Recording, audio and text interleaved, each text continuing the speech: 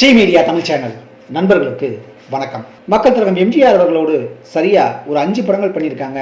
நாம சொல்ல போற இந்த நடிகை தமிழ் சினிமாவில் காதல் மன்னன் ஜெமினியோட தான் பல படங்கள் பண்ணதா இவங்களே ஒரு பேட்டியிலையும் சொல்லியிருப்பாங்க. நடிகர் திலகத்தோடையும் கூட ரொம்ப சொற்பமான படங்கள் தான் பண்ணியிருக்காங்க. அதில் மக்கள் தலைவர் எம்ஜிஆரோடு பணியாற்றினதில் இவங்க கிட்ட ஒரு சிறப்பு அம்சம் இருக்கு.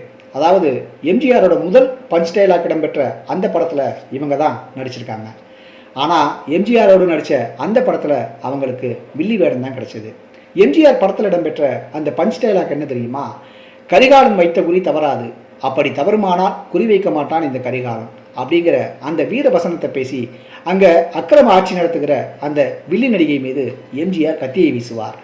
இந்நேரம் நீங்கள் கெஸ் பண்ணியிருப்பீங்க, நான் எந்த படத்தை பற்றி சொல்கிறேன், எந்த நடிகையை பற்றி பேச போகிறேங்கிறத நீங்கள் கண்டுபிடிச்சிருப்பீங்க. ஒருவேளை நீங்கள் கெஸ் பண்ணலைன்னா நான் சொல்கிறேன், கொஞ்சம் வெயிட் பண்ணுங்கள். அன்னைக்கு எம்ஜிஆர் நடித்த அந்த படம் ரொம்ப சக்ஸஸ்ஃபுல்லாக ஓடிச்சு. குறிப்பாக எம்ஜிஆர் பேசிய அந்த பஞ்ச் டைலாக், இன்னொன்று அந்த டைலாக்கை பேசிட்டு அவரோட குறிதவராத அந்த கத்தி வீசுகிற ஸ்டைல்.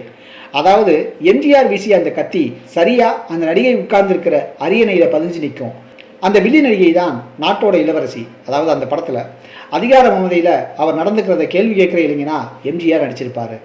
அந்த படத்தை இயக்குனது டைரக்டர் கே ராம்நாத். கோவை சென்ட்ரல் ஸ்டுடியோவில் தான் மிகப்பெரிய அளவில் செட் போட்டு அந்த படத்தை எடுத்தாங்க. குறிப்பாக அந்த படத்தோட கிளைமேக்ஸ் அங்கே தான் எடுக்கப்பட்டுச்சு. அந்த படம் பற்றி அந்த நடிகை சொல்கிறாங்க, அப்போ எனக்கு 21 வயசு. அந்த வயசில் ஒரு வேர் விடுற கடவா பல்லு ஒன்று எனக்கு முளைச்சிது. அதனால் என்னோட ஒரு பக்க கண்ணம் அப்படியே வீங்கி போச்சு. அப்போ என்னோட முகவீக்கம் குறையட்டும்னு எம்ஜிஆர் 2 நாள் எனக்காக காத்திருந்தார்.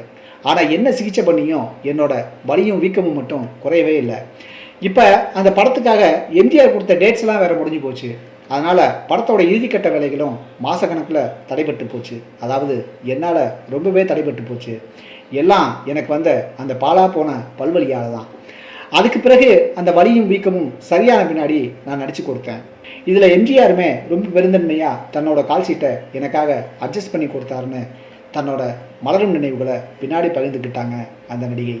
நாம் பேசுகிற அந்த நடிகை இன்னைக்கு லைவ்ல இல்லை, மறைஞ்சிட்டாங்க. ஆனாலும் அவங்களோட நினைவுகள் மட்டும் இன்னைக்கும் தென்னிந்திய சினிமாக்களில் உலாவிக்கிட்டு தான் இருக்குது. ஸோ அவங்க யார், எந்த நடிகைன்னு ரொம்ப சஸ்பென்ஸாக இருக்கா? அவங்க தான் நடிகை அஞ்சலி தேவி. எம்ஜிஆர் ஃபர்ஸ்ட் பஞ்ச் டைலாக் பேசி குறி தவறாமல் அஞ்சலி தேவியை பார்த்து கத்தி வீசின அந்த படம் மர்மயோகி. அஞ்சலி தேவி மக்கள் திலகம் எம்ஜிஆரோட சரியாக 5 படங்கள் பண்ணியிருக்காங்க. அந்த படங்கள்லாம் என்னென்னா சர்வாதிகாரி, மர்மயோகி, சக்கரவர்த்தி திருமகள், மன்னாதி மன்னன், கடைசியாக உரிமை குரல். இதில் எம்ஜிஆரும் அஞ்சலி தேவியும் இணைந்து நடித்த முதல் படம் சர்வாதிகாரி. இந்த படம் தமிழ், தெலுங்கு, இந்தின்னு 3 மொழியிலையும் ஹிட் அடிச்சுது. இந்த படத்தோட வெற்றிக்கு அஞ்சலி தேவியோட அபார நடிப்பும் ஒரு காரணம்னு செய்திகள் இருக்குது. அதாவது இந்த படத்தில் எம்ஜிஆரை காதல் பண்ணி மயக்கிற மாதிரி நடிக்கணும் அஞ்சலி தேவி. அதுக்கு பின்னணியில் நம்பியார் இருப்பார். அவரோட கையால் தான் அஞ்சலி தேவி இருப்பாங்க. இதில் எம்ஜிஆரை காதலிக்கிற மாதிரி நடிக்கிறவங்க ஒரு கட்டத்தில் நிஜமாகவே காதலிக்க ஆரம்பிச்சிருவாங்க. இது வழக்கமான எம்ஜிஆர் பட ஸ்டைல் தான். இந்த படத்தில் அஞ்சலி தேவியோட முகபாவனைகள் எல்லாமே ரொம்ப சிறப்பாக அமைஞ்சதுன்னு அன்றைய விமர்சனங்கள்லாம் சொல்லியிருக்கு. இதில் அவங்களோட இன்னொரு சிறப்பு என்னென்னா, அவங்க நல்ல டான்ஸரும் கூட. அதோட அவங்க நடிப்பும் சிறப்பாக அமைஞ்சதால் அன்னைக்கு தமிழ் சினிமாவோட தென்னிந்திய சினிமாக்களோட தவிர்க்க முடியாத கதாநாயகியானாங்க அஞ்சலி தேவி. அன்னைக்கு எம்ஜிஆர் அஞ்சலி தேவி ஜோடி பட முதலாளிகளோட ரொம்ப ராசியான ஜோடியாகவும் ஆச்சு. இதில் இன்னொரு முக்கியமான விஷயம் கூட இருக்குது. அதாவது எம்ஜிஆருக்கு புரட்சி நடிகருங்கிற அந்த பட்டம் நிலைக்க காரணமாக இருந்தது ஒரு 2 படங்கள் சொல்கிறாங்க.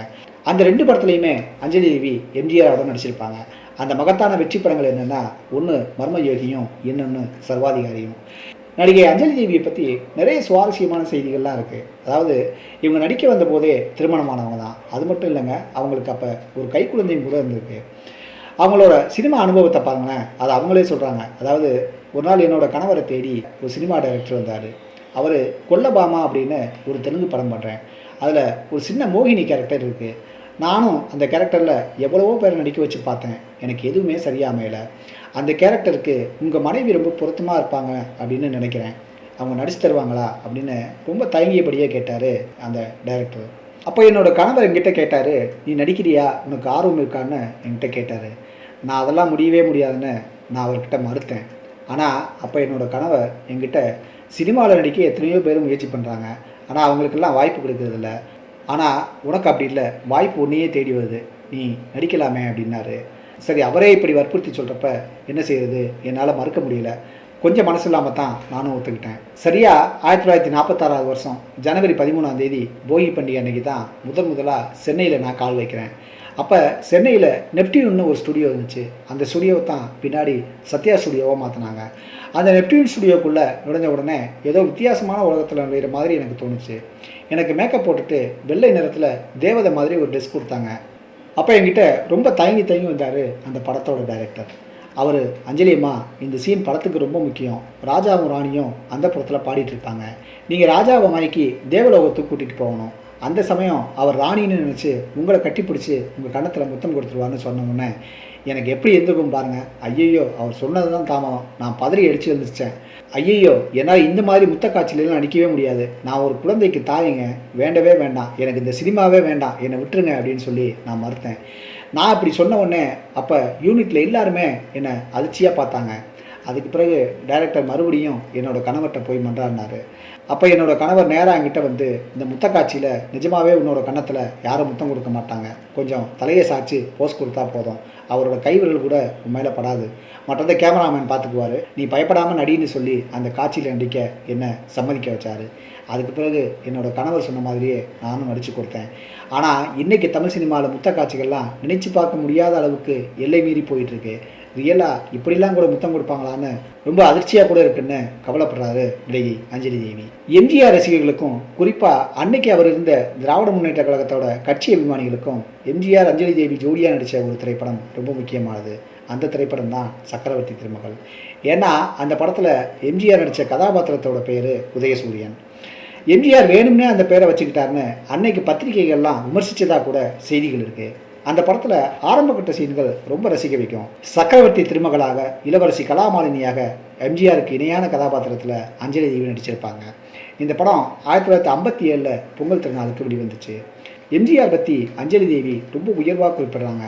அதாவது எம்ஜிஆர் பெண்களை ரொம்ப உயர்வாக மதிப்பவர். சில நேரங்களில் ஓடிக்கிட்டு இருக்கிற கேமரா நின்னதும் அவரோட பார்வை என் மேலே படம். உடனே டைரக்டர்கிட்ட போய் கரண்டைக்காலுக்கு மேலே புடவை தூக்கிக்கிட்டு இருக்கு, அதை சரி செஞ்ச பின்னாடி திரும்ப அந்த காட்சி எடுங்கன்னு சொல்லுவார். அப்போ தான் எனக்கே விவரம் புரியும்.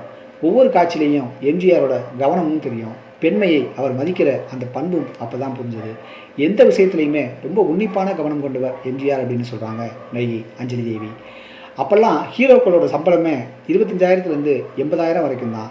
இந்த சக்கரவர்த்தி திருமகள் படத்துக்கு எம்ஜிஆர் 1 லட்சம் சம்பளம் வாங்கினார். இது கூட அவராக கேட்டது கிடையாது, ப்ரொடியூசராக கொடுத்தது தான் அப்படிங்கிற அந்த சக்கரவர்த்தி திருமகள் படத்தோட நினைவலைகளையும் பகிர்ந்திருந்தார் அஞ்சலி தேவி.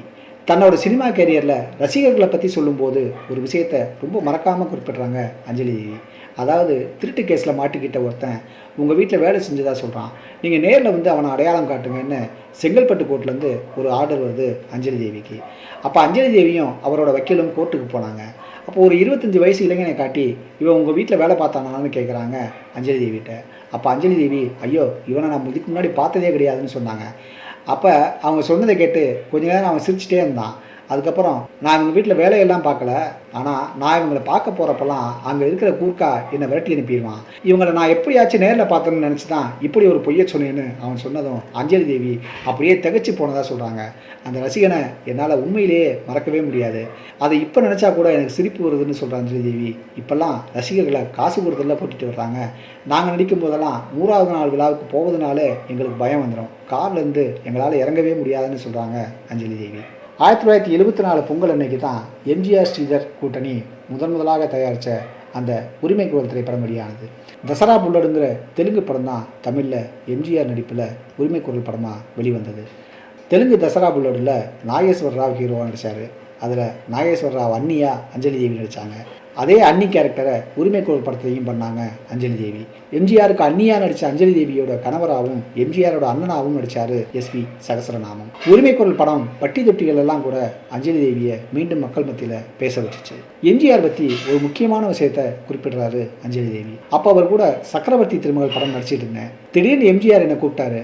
நானும் என்னென்னு போய் அவர் முன்னால் நின்னேன். அப்போ அவர், அஞ்சலி அம்மா, உங்களுக்கு ஒரு முக்கிய பொறுப்பு தரலாம்னு நாங்கள்லாம் முடிவு பண்ணியிருக்கோம், நீங்கள் மறுப்பு எதுவும் தெரிவிக்கக்கூடாதுன்னு சொன்னார். மேலும் இது என்னோட தனிப்பட்ட முடிவு மட்டும் கிடையாது, எல்லாருமே உங்கள் பேரைத்தான் சிபாரிசு செய்கிறாங்க, அதன்படி உங்களை நாங்கள் தென்னிந்திய நடிகர் சங்க தலைவராக நியமிச்சிருக்கோம்னு சொன்னார் எம்ஜிஆர்.